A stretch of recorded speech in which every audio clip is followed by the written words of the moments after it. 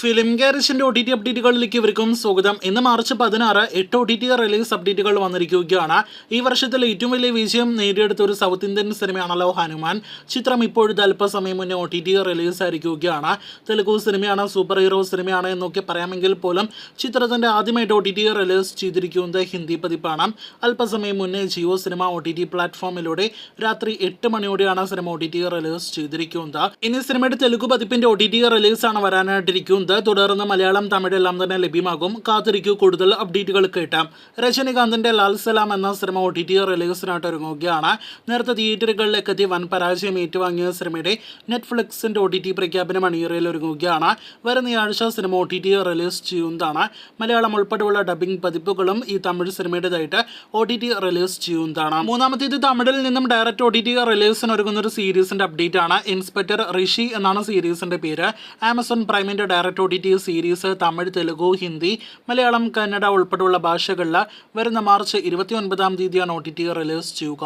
അപ്പോൾ ആമസോൺ പ്രൈമിൽ ലഭ്യമാക്കുന്ന ഏറ്റവും പുതിയ സീരീസിനായിട്ട് കാത്തിരിക്കാം. നാലാമത്തേത് ഇന്ന് OTT റിലീസ് ചെയ്ത ഏറ്റവും പുതിയ തെലുഗു സിനിമയുടെ അപ്ഡേറ്റ് ആണ്. അന്വേഷി എന്നാണ് സിനിമയുടെ പേര്. ഈ തെലുഗു സിനിമ തെലുഗു ഭാഷയിൽ മാത്രം ആമസോൺ പ്രൈമിലൂടെയാണ് OTT റിലീസ് ചെയ്തിരിക്കുന്നത്. അഞ്ചാമത്തേത് ജെന്നിഫർ ലോപ്പസിന്റെ ഏറ്റവും പുതിയ സിനിമയായ അറ്റ്ലസ് എന്ന സിനിമയുടെ അപ്ഡേറ്റ് ആണ്. നെറ്റ്ഫ്ലിക്സിലൂടെ സിനിമ ഡയറക്റ്റ് OTT റിലീസായിട്ട് മെയ് 24 തീയതി OTT റിലീസ് ചെയ്യുമെന്ന ഒഫീഷ്യൽ പ്രഖ്യാപനം വന്നിരിക്കുകയാണ്.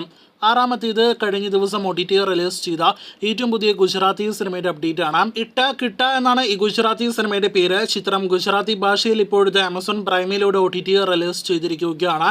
സിനിമയുടെ ഹിന്ദി പതിപ്പും ഉടനെ ലഭ്യമാകുന്നതാണ്. അവസാനത്തെ രണ്ട് അപ്ഡേറ്റുകളും മോളിവുഡിൽ നിന്നും ഒരുപാട് പ്രേക്ഷകർ കാത്തിരിക്കുന്ന മലയാളം സിനിമകളുടെ അപ്ഡേറ്റ് ആണ്. അതിലൊന്ന് അബ്രഹാം ഓസ്ലർ എന്ന സിനിമയാണ്.